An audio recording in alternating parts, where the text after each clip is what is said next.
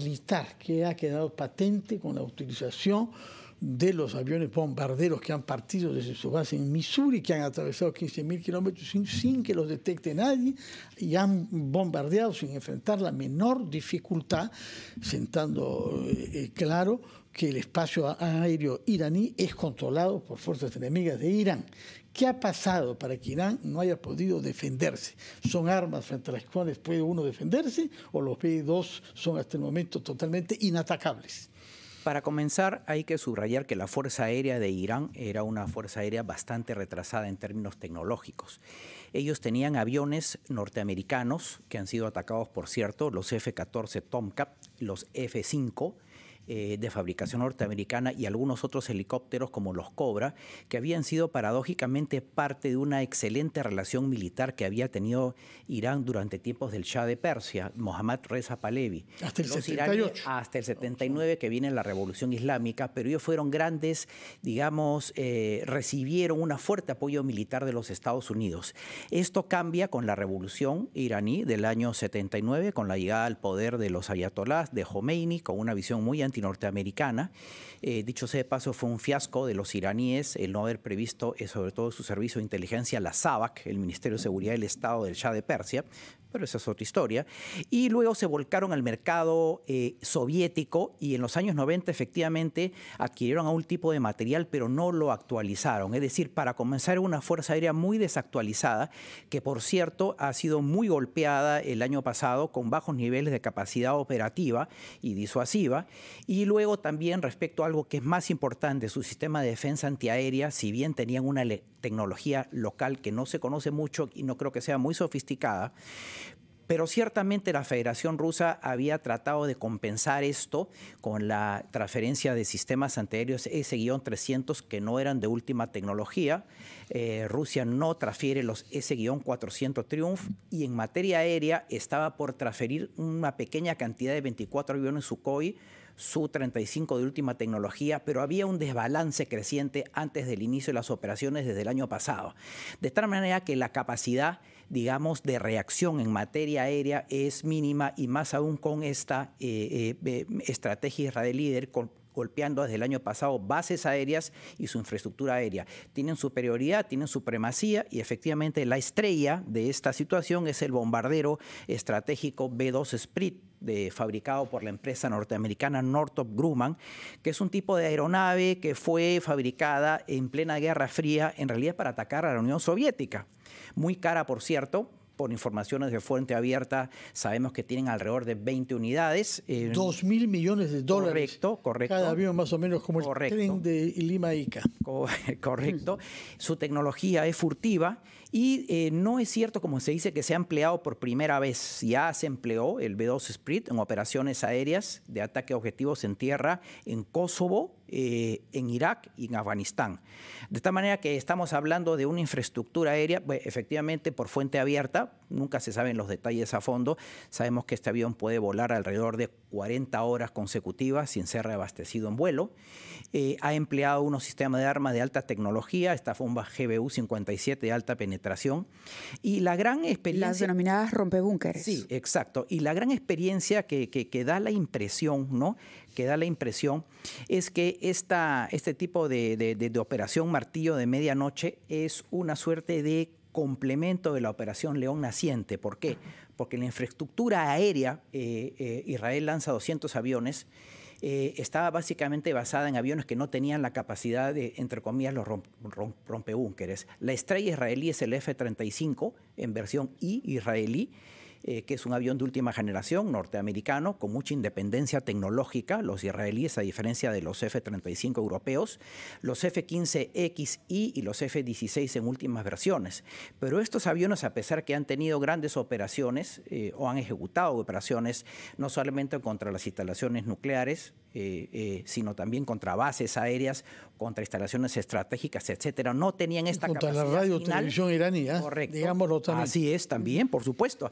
Sí, porque ahí es cierto que la justificación inicial de la operación era para hacer ataques quirúrgicos, pero esto, digamos, ataque a instalaciones nucleares, bancos de misiles y blancos de alto valor en los cuales... Correcto. Hay 3 puntos que han sido objeto de los ataques norteamericanos. Correcto. Quisiéramos ir a la pausa, Andrés, 8:34. Toca ir a los titulares de la media hora, pero volver para conocer este detalle. Tú has dicho que no es la primera vez, a pesar de que los medios dicen que es la primera vez que se utiliza esta bomba no nuclear, como le han llamado, rompebúnkeres, ¿no?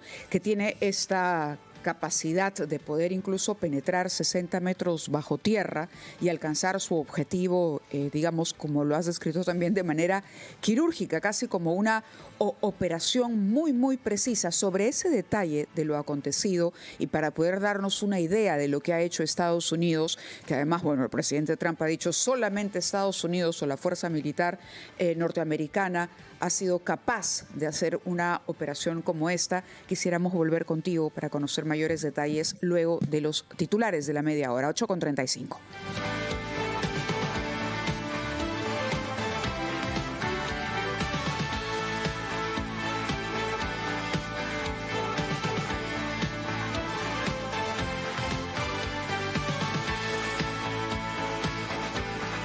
Son las 8:42, estamos conversando con el especialista en seguridad nacional, Andrés Gómez de la Torre, sobre el conflicto que se ha agudizado entre Estados Unidos e Israel contra Irán. Yo quisiera, para aclarar algunas cosas, Irán tiene una mala fama por actos terroristas que ha patrocinado, eso lo ha recordado Trump, sobre ese punto él tiene razón.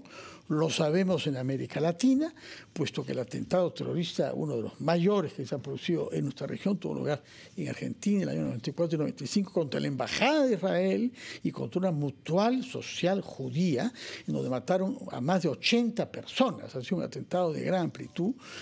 Irán, por lo menos, no quiso colaborar con la justicia argentina al no extraditar a las personas imputadas por la justicia.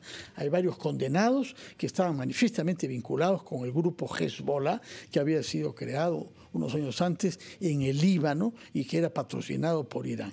¿Qué podemos decir sobre la actividad terrorista en general de Irán durante los últimos tiempos y sobre el temor de que eso se actualice otra vez? Bueno, Fernando, está clarísimo y ha pasado desapercibido porque la opinión pública ve mucho en las posibilidades de retaliación iraní dos cosas: el tema del estrecho de Hormuz y el tema del empleo de su cohetería balística MBRM de mediano alcance, 2.000 kilómetros, 3.000, sobre su entorno geográfico, entre ellos las bases militares norteamericanas. Pero lo que ha pasado totalmente desapercibido, y es gravísimo, y a mi juicio es lo más grave de todos, es esta amenaza velada que ha efectuado hace pocas horas un alto dirigente de la teocracia iraní. Claro, de activar la cédula terrorista. De expresar que el embajador argentino, director y máximo jerarca de la Organización Internacional de Energía Atómica, la OIEA, que ha tenido una actitud bastante, digamos, prudente, dual, ¿no? Que no se ha alineado a decir que se van a encargar de él. Es decir, ya lo tenemos claro, porque hay una doble lectura, porque es argentino. Y efectivamente, que le digan los argentinos tres cosas. Uno, el 18J, AMIA, el bombazo del 94. Dos, el atentado con la Embajada de Israel en Buenos Aires el año 92.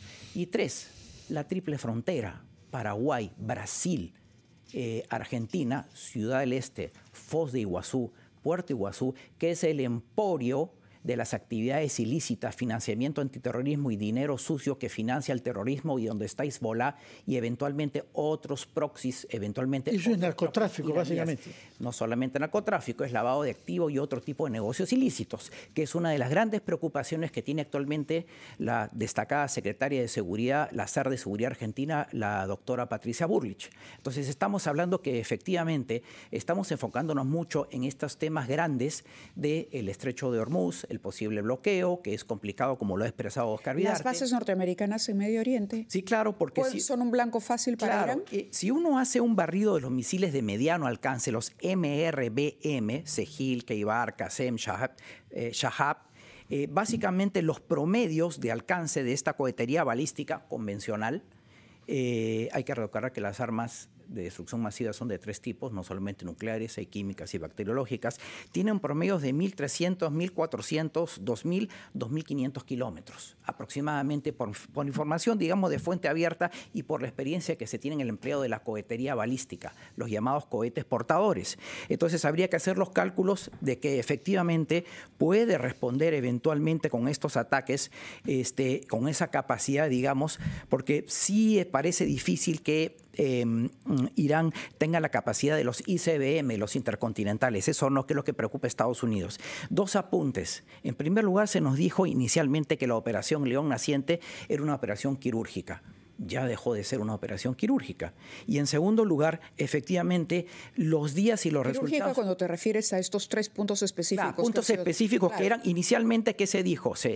Instalaciones nucleares, bancos de misiles antiaéreos, lo que le quedaba, y los blancos de alto valor, que ese sentido hay que subrayar mucho la importancia que ha adquirido en este siglo los servicios y las actividades de inteligencia. Lo vimos con la operación Telaraña, hecha por el CBU ucraniano hacia Rusia, a la inversa, la operación del SDB ruso en la captación de la fuente humana la gran cantidad de espías que han habido en el sector público ucraniano, y un renacer y mucha intrusividad a los servicios de inteligencia.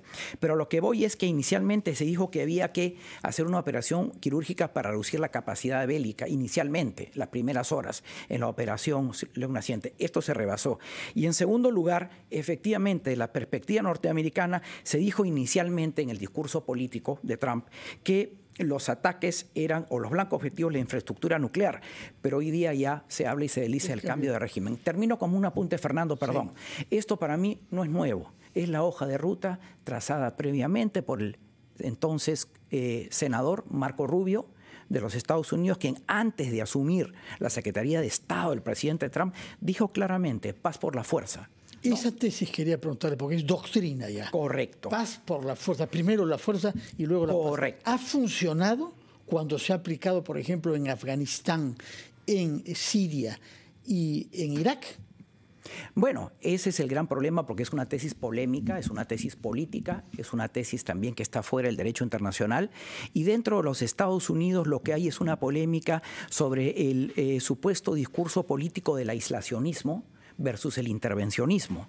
Y algo que también es importante subrayar: terminaron las grandes concepciones doctrinarias en materia de seguridad en Estados Unidos sobre el famoso soft power de Joseph Nye, profesor Joseph Nye, que acaba de lo que nos enseñaron en las facultades de Relaciones Internacionales en los años 90, el smart power. Hoy día estamos en un escenario de poder duro, concreto.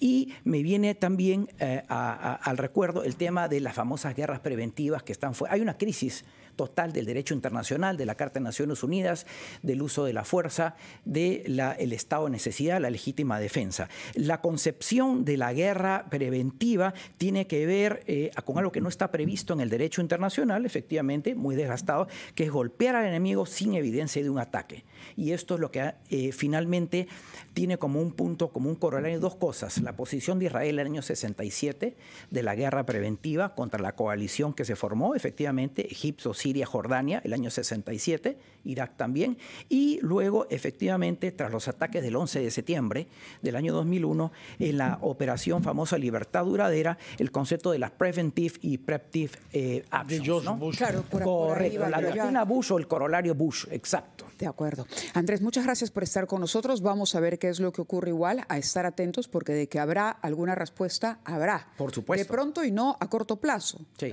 De repente a mediano plazo. Sí, y hay que ver de qué tipo. Por eso te dejaba abierta la pregunta de la posibilidad de que se produzcan algún tipo de pronto de ataque terrorista, pero el tiempo nos ha vencido. Y mi solidaridad con el embajador Grossi, porque realmente va a tener para toda su vida que tener un sistema de seguridad hasta que al fin de sus días, porque es un blanco objetivo claro de la teocracia iraní.